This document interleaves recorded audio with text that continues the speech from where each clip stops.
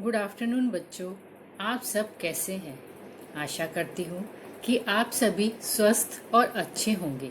अच्छा बच्चों, इस वीडियो में एक महत्वपूर्ण यानी कि एक खास बात मैं आपको बताना चाहती हूँ कि आप इस वीडियो को आखिर यानी कि लास्ट तक आपको देखना है, क्योंकि इस वीडियो के अंत में आपको एक हिंदी का प्रोजेक्ट दिया जाएगा।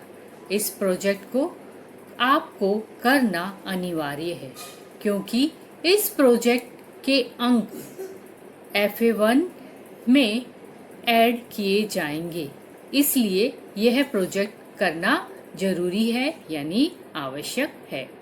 तो चलिए बच्चों, आज हम हिंदी व्याकरण में एक नया पाठ सीखेंगे। पाठ का नाम है सर्वनाम। तो आज हम व्याकरण में सर्वनाम का अध्ययन करेंगे। सर्वनाम का अर्थ है सब, संज्ञा का अर्थ है नाम, सर्वनाम का अर्थ है सबका नाम, यानी मैं नाम की जगह प्रयोग किया जाता हूँ। सर्व यानी सभी, मैं नामों के बदले आता हूँ। यहाँ पे हम एक उदाहरण देखते हैं जो इस प्रकार से है। मोहित ने मोहित के भाई से कहा कि मोहित की माँ से पूछकर कल मोहित के दोस्त के घर जाएगा।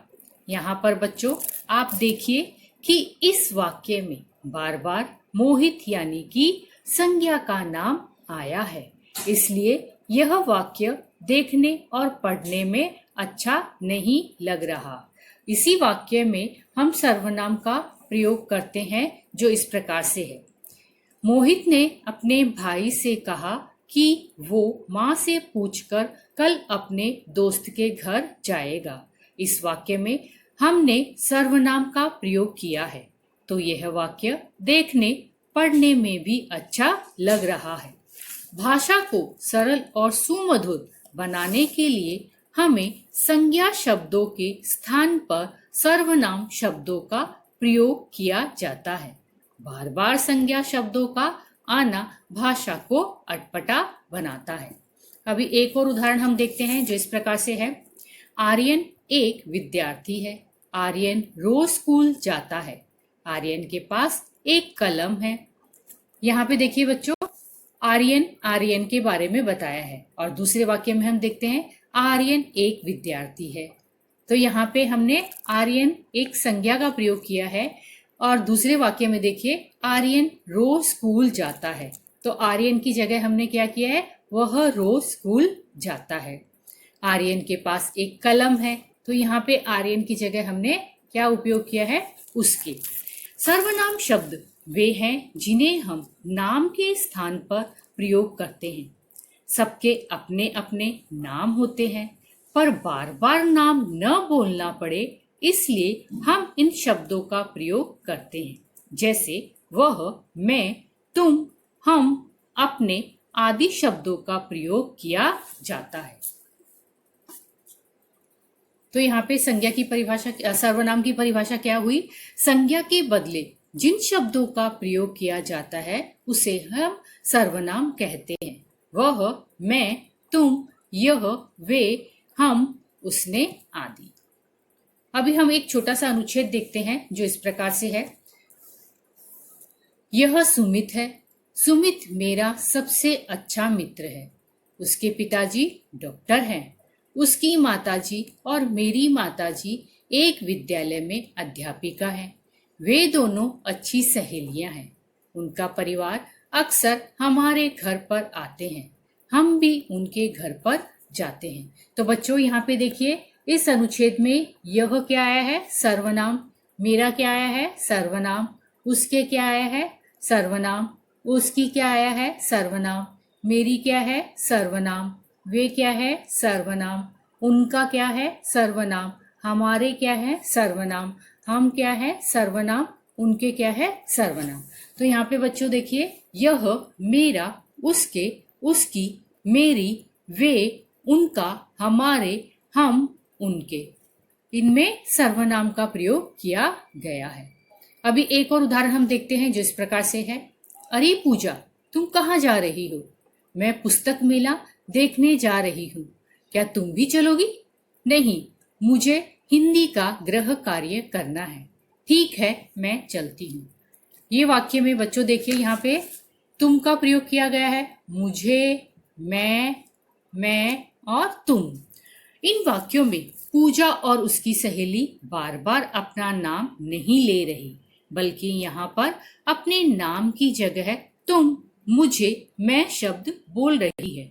यही शब्द सर्वनाम है। इससे वाक्य का भाव सरलता से स्पष्ट हो जाता है और भाषा भी अच्छी लगती है। अब यहाँ पे देखिए बच्चों, संज्ञा की तरह सर्वनाम में भी एक वचन और बहुवचन होते हैं। एक वचन में की परिभाषा क्या है? जहां पर किसी एक चीज या वस्तु का बोध होता है उसे हम एक वचन कहते हैं, और एक से अधिक वस्तुओं का बोध होता है उसे हम बहुवचन कहते हैं।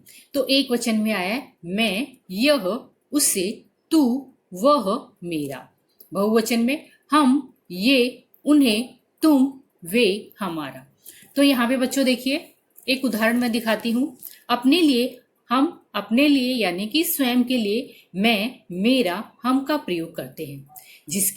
जिससे बात की जाए उसके लिए तुम या आप का प्रयोग किया जाता है, और जिसके बारे में बात की जाए उसके लिए वह, वे, उसे, उन्हें आदि सर्वनाम शब्दों का प्रयोग किया जाता है। अपने से बड़ों के लिए सदा आप शब्द का प्रयोग किया जाता है। यहाँ पर कुछ अन्य सर्वनाम शब्द है जो इस प्रकार से है। मैं, मेरा, हम, आप, तुम, हमारा, आपके, तुम्हारा, अपना, उनका, तुम्हें, ये, उन्हें, वह, किन्हें, इनका आदि। इस प्रकार संज्ञा के स्थान पर जिन शब्दों का प्रयोग किया जाता है उन्हें हम क्या कहते हैं? सर्वनाम कहते हैं। तो चलिए बच्चों, अभी हम यहाँ पे अभ्यास कार्य करते हैं। नीचे दिए शब्दों में से सर्वनाम शब्दों पर सही का निशान लगाइए। यहाँ पे हमें पहचानना है कि सर्वनाम शब्द कौन सा है और उस पर सही का निशान लगाना है। राम, करना, वह, तो यहाँ पे क्या आएगा? वह। उसे, नीता, आगरा, तो यहाँ पे क्या आएगा? उसे। सुन, यह, सुंदर, तो यहाँ पे क्या आएगा? यह। तुम, खेलना, ठंडी, तो यहाँ पे क्या आएगा? तुम। कुत्ता, इन्हें, शाम, तो यहाँ पे क्या आएगा? इन्हें। एक और अभ्यास कार्य करते हैं जो इस प्रकार से है। नीचे दिए वाक्यों में से सर्वनाम शब्द छांट कर लिखना है। यहाँ पे कुछ वाक्य दिए हैं, वाक्य में से हमें सर्वनाम शब्द छांटने हैं। स्नेहा अपने भाई के साथ स्कूल गई, तो बच्चों यहाँ पे देखिए अपने क्या आया है? सर्वनाम। तुम भी खेलने चलोगे, तुम क्या आया है यहाँ पे? सर्वनाम। आप मुझे पढ़ा दीजिए, तो आप क्या आया है यहाँ पे? सर्वनाम। दरवाजे पर कोई आया है, तो कोई क्या आया है यहाँ पे? सर्वनाम। वह कल पिकनिक पर जाएगा, तो वह क्या है? सर्वनाम। मेरी अध्यापिका आ रही है, तो मेरी क्या है यहाँ पे? सर्वनाम। इस वर्ग पहेली में 6 सर्वनाम छिपे हैं, इन्हें ढूंढकर लिखिए। एक वर्ग पहेली दी है, इसमें से हमें 6 सर्वनाम शब्द ढूंढकर लिखना है। तो पहला दिया है वह, तुम, आपका, उसने, अपना, हमारा। तो इस तरह से हमने वर्ग पहेली में से 6 सर्वनाम शब्द ढूंढकर लिखे। तो चलो बच्चों, अभी हमने जो सीखा उसी का रिवीजन करते हुए मैं आपसे कुछ प्रश्न पूछ रही हूँ। संज्ञा के स्थान पर हम किसका प्रयोग कर सकते हैं? किसका प्रयोग कर सकते हैं संज्ञा के स्थान पे? हम सर्वनाम। किसका? सर्वनाम का हम प्रयोग कर सकते हैं। दूसरा प्रश्न इस तरह से है, मैं शब्द एक वचन है या बहुवचन? यहाँ पे आप देखिए मैं शब्द जो है एक वचन में आता है या बहुवचन में? मैं यानी कि हम अपने लिए, स्वयं के लिए उपयोग में लाते हैं, इसलिए यह क्या है? एक वचन।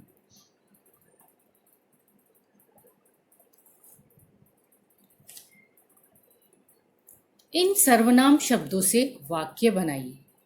यहाँ पे कुछ शब्द दिए हैं, उससे उससे हमें सर्वनाम शब्दों से फ्रेम सेंटेंस यानी कि वाक्य बनाना है। तो यहाँ पे दिया है मेरा, तो आप अपना नाम लिख सकते हैं। मेरा नाम गीता है, तो आप अपना भी नाम लिख सकते हैं। मेरा नाम गीता है।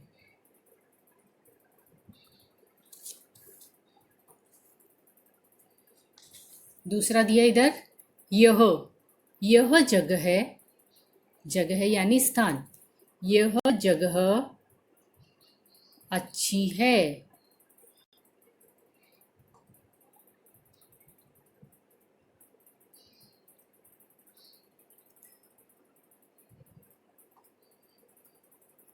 अभी तीसरा दिया है तुम क्या कर रहे हो।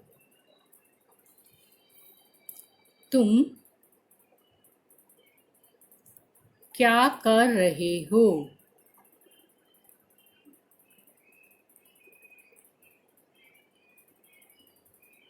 रहे हो।